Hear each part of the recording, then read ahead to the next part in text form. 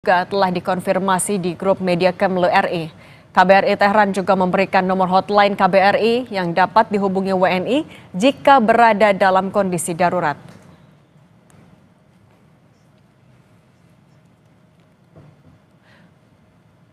Untuk mengulas serangan Israel ke Iran dan dampaknya terhadap Indonesia, kita bahas bersama analis Timur Tengah Hasibullah Satrawi dan juru bicara Kemlu dan Dubes Indonesia terpilih untuk Iran, Pak Roy Sumirat. Halo, selamat petang Pak Roy dan Pak Satrawi. Pak Satrawi, suaranya masih ditutup. Saya mau ke Pak Roy dulu. Pak Roy, apa informasi terakhir soal eskalasi di Iran di sana? Baik, terima kasih. Mungkin saya harus memulai dengan menyampaikan kembali posisi resmi pemerintah Indonesia terkait dengan situasi yang saat ini terjadi di Iran. Sudah ada pernyataan resmi dari pemerintah Indonesia yang menyampaikan bahwa Indonesia dengan tegas mengutuk serangan Israel terhadap Iran ini yang merupakan jelas-jelas pelanggaran terhadap hukum internasional dan melemahkan dasar-dasar hukum internasional lebih lanjut. Dan beberapa saat yang lalu Bapak Menteri Luar Negeri juga sudah melakukan komunikasi langsung sekaligus memimpin rapat koordinasi dengan teman-teman yang sedang berada di Kedutaan Besar Republik Indonesia di Teheran untuk mendapatkan informasi terkini di Teheran itu sendiri. Yang kami peroleh informasinya bahwa saat ini situasi relatif terkendali. Dapat dikatakan bahwa serangan yang terjadi bersifat targeted, jadi bukan sebuah kejadian yang bersifat dengan skala besar, namun tentu saja tetap KBRI dan seluruh keluarga besar KBRI juga terus melakukan outreach kepada seluruh warga negara Indonesia yang ada di Teheran dan Iran pada umumnya untuk melakukan cautious, karena kita belum tahu apa yang akan terjadi selanjutnya dengan situasi yang sangat fluid ini. Tapi sejauh ini sudah ada informasi apakah ada WNI yang terdampak juga, Pak?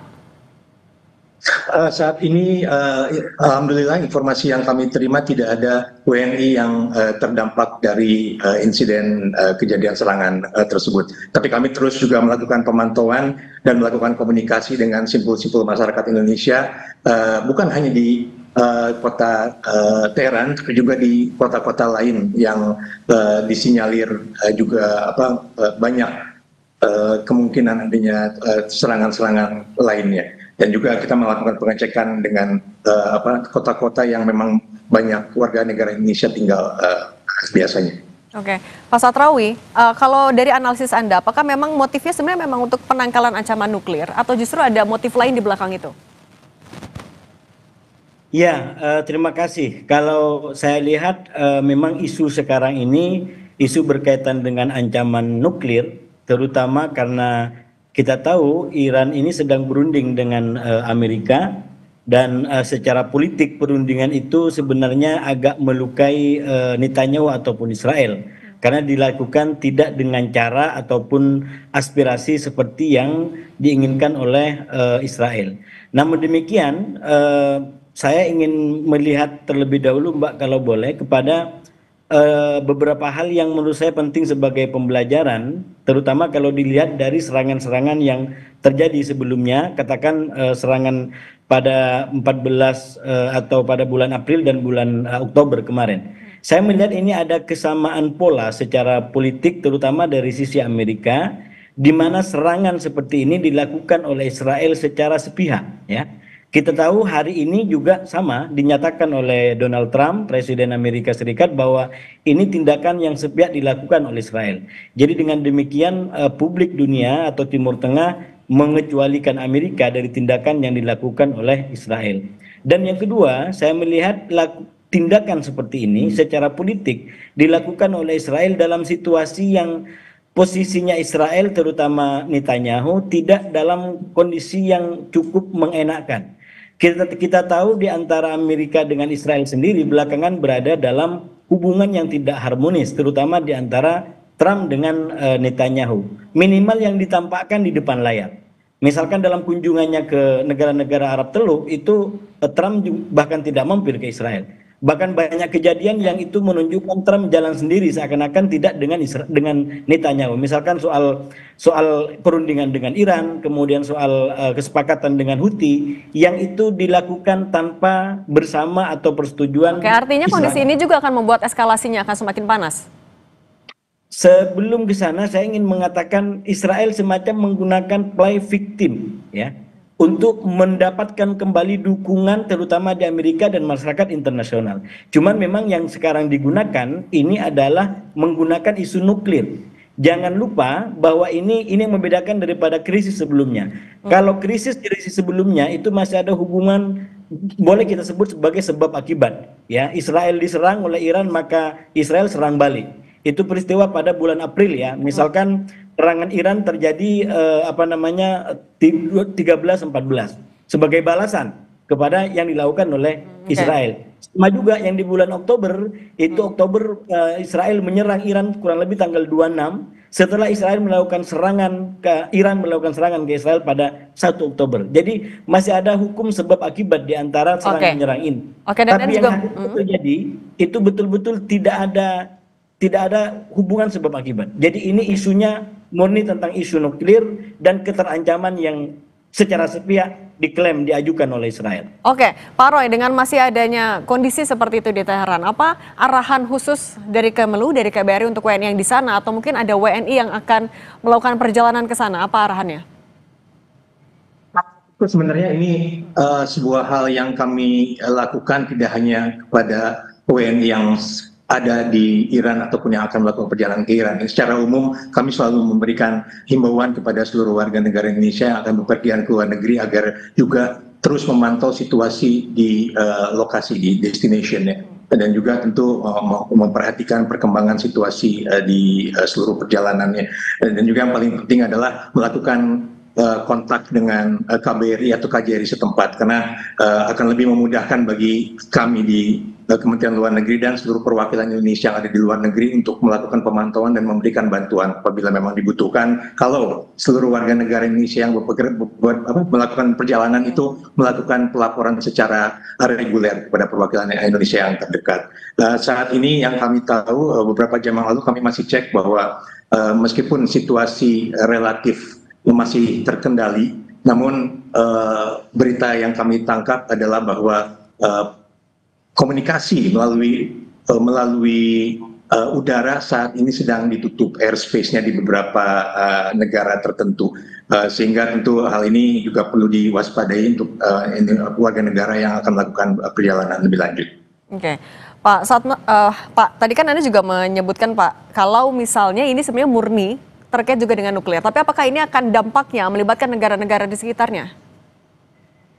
Iya, saya rasa dalam situasi seperti sekarang, ini juga mungkin nanti sedikit tentang warga kita di sana. Ini saya melihat hampir pasti akan ada eskalasi yang cukup kuat ke depan ya. Dan menurut saya ini waktu yang harus diantisipasi secara seksama, terutama oleh pejabat kita, oleh bapak-bapak kita, bapak Dubes dan mungkin Kemenlu, untuk betul-betul memberikan informasi yang cukup kepada warga kita di sana untuk demi keselamatan mereka. Kenapa? Saya melihat polanya adalah Iran itu tidak langsung membalas. Kalau kita belajar di serangan April dan Oktober, itu dibutuhkan 1 minggu bahkan 2 minggu untuk kemudian mengambil sebuah tindakan balasan. Nah artinya kalau ini dipraktikkan sekarang, itu mungkin serangan yang betul-betul akan mematikan dan cukup besar, mungkin akan lebih cukup waktu, dan itu artinya akan banyak waktu yang sifatnya menjadi ketegangan bagi kedua belah pihak. Dan di saat itu, di tengah-tengah itu maka menurut saya terutama kedubes kita di sana untuk betul-betul memberikan informasi yang cukup, yang detail kepada warga untuk melakukan apa yang harus dilakukan sehingga tidak membahayakan kehidupan mereka. Saya menduga ini dalam waktu-waktu ke depan akan semakin membesar eskalasinya karena serangannya dibanding daripada yang sebelumnya ini jauh sepertinya lebih besar ya. Ini sampai mengorbankan tokoh-tokoh nuklir bahkan pimpinan-pimpinan militer yang berada di Iran. Jadi ini serangan yang sangat besar dilakukan oleh Israel, dan kalau Iran tidak betul-betul terdampak daripada serangan ini, jadi hampir pasti akan ada serangan balasan yang cukup besar. Terkecuali ini betul-betul fasilitas nuklir dan mungkin senjata Iran terganggu dan terdampak langsung daripada serangan ini, mungkin itu akan membuat serangan balasannya tertunda beberapa waktu atau paling tidak langsung dalam beberapa hari ke depan. Oke, Demikian, Mbak. Oke, Pak Roy, kalau tadi kata Pak Satrawi, ya ini kemungkinan akan lebih besar eskalasinya. Apakah dari Kemlu juga sudah menyiapkan skenario evakuasi untuk kemungkinan terburuk di sana? Sebetulnya sejak bulan Oktober tahun lalu 2024 itu kita sudah mengubah status siaga di Teheran dan Iran keseluruhan itu menjadi siaga 2. Artinya di bawah definisi siaga 2 itu sudah ada langkah-langkah measure-measure tertentu yang kita lakukan dan kita siapkan apabila memang keadaan mengharuskan kita mengambil measures atau tindakan lebih lanjut, termasuk apabila perlu dilakukan atau dimulai evakuasi pada skala tertentu.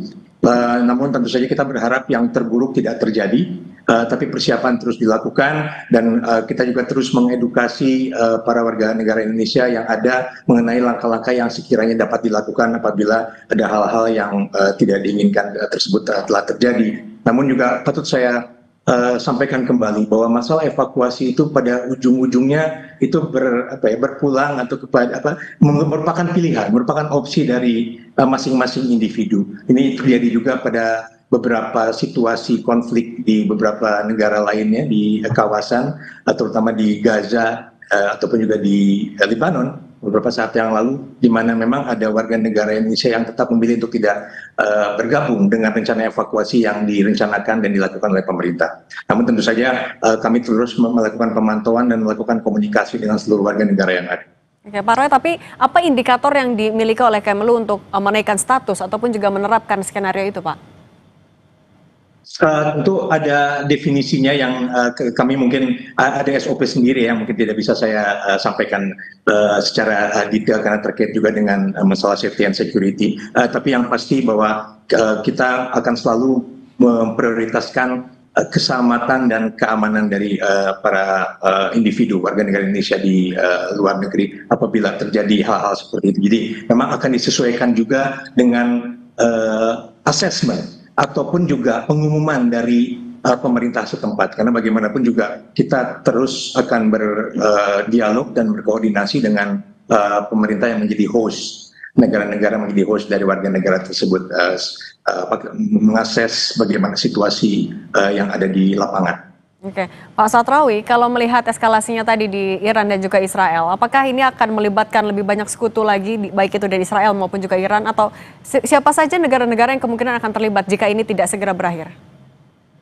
Iya, yang pasti kalau saya lihat dari Iran, yang sudah dinyatakan bahwa kemungkinan serangan balasan itu yang pertama dalam bentuk langsung, seperti dilakukan sebelumnya oleh Iran, serangannya ke Israel, atau juga bisa dilakukan melalui proksi, melalui kelompok-kelompok atau poros-poros Iran yang selama ini memang sudah bertempur dan berperang melawan Israel. Katakan ada Houthi di Yaman, kemudian Hizbullah di Lebanon, yang sekarang terus terang Hizbullah itu diikat oleh perjanjian-perjanjian, terutama juga dengan Israel, bahkan juga dengan pemerintahan Lebanon, sehingga ini ibarat dipaksa untuk tidak bisa keluar lebih leluasa. Nah, kalau serangan terus meningkat, eskalasi terus meningkat, bukan tidak mungkin proksi-proksi Iran ini, kelompok-kelompok perlawanan yang ada di sekitar Israel ini akan menjalankan tugas dan serangan untuk menjadi kepanjangan tangan daripada Iran untuk menyerang Israel secara langsung. Jadi bisa saya sampaikan mungkin terakhir, Mbak, menurut saya singkat saja, Pak. Ya, yang sangat penting bagi masyarakat kita di Iran sekarang untuk menghindari tempat-tempat militer ataupun tempat-tempat pemerintahan, karena itu yang menjadi target dan serangan daripada Israel sekarang ini. Jadi sampai perang ini mereda, menurut saya warga kita harus diberikan info yang cukup agar tidak mendekati situs-situs ataupun tempat-tempat militer atau pemerintahan untuk sementara. Karena perang ini seperti dikatakan oleh Pak Dubes tadi, ini targeted. Dan targetnya adalah jelas situs-situs militer ataupun persenjataan yang dianggap oleh Israel bisa mengancam mereka. Ini menjauhi lokasi-lokasi tersebut. Pak Hasibullah Satrawi dan Pak Roy Sumirat, terima kasih sudah berbagi di Kompas Petang. Sehat selalu.